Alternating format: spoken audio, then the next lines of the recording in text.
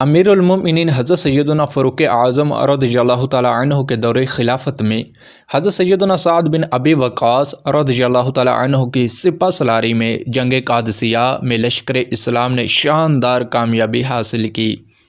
اس جنگ میں 30,000 مجوسی یعنی آتش پرست موت کے گھاٹ اترے، جبکہ 8,000 مسلمانوں نے جام شہادت نوش کیا۔ قادسیہ کی عظیم الشان فتح کے بعد حضرت سیدنا سعد بن ابی وقاص رضی اللہ تعالیٰ عنہ نے بابل تک آتش پرستوں کا تعاقب کیا اور آس پاس کے سارے علاقے فتح کر لیے۔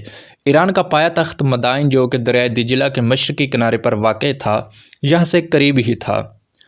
امیر المومنین حضرت سیدنا فاروق اعظم رضی اللہ تعالیٰ عنہ کی ہدایت کے مطابق حضرت سیدنا سعد رضی اللہ تعالیٰ عنہ مدائن کی طرف بڑھے۔ آتش پرستوں نے دریا کا پل توڑ دیا اور تمام کشتیاں دوسرے کنارے کی طرف لے گئے۔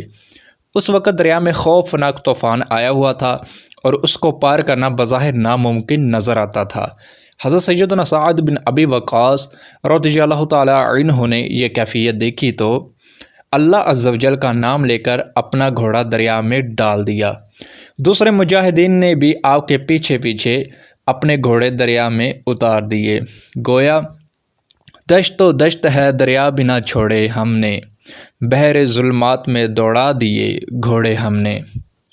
دشمنوں نے جب دیکھا کہ مجاہدین اسلام دریائے دجلہ کے پھنکارتے ہوئے پانی کا سینہ چیرتے ہوئے مردانہ وار بڑے چلے آ رہے ہیں تو ان کے ہوش اڑ گئے اور دیوا آمدن یعنی دیو آگے دیو آگے کہتے ہوئے سر پر پیر رکھ کر بھاگ کھڑے ہوئے۔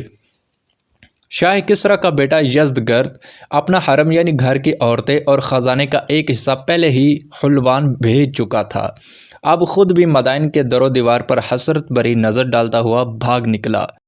حضرت سیدنا سعد بن ابی وقاص رضی اللہ تعالیٰ عنہ نے مدائن میں داخل ہوئے تو ہر طرف عبرتناک سناٹا چھایا ہوا تھا۔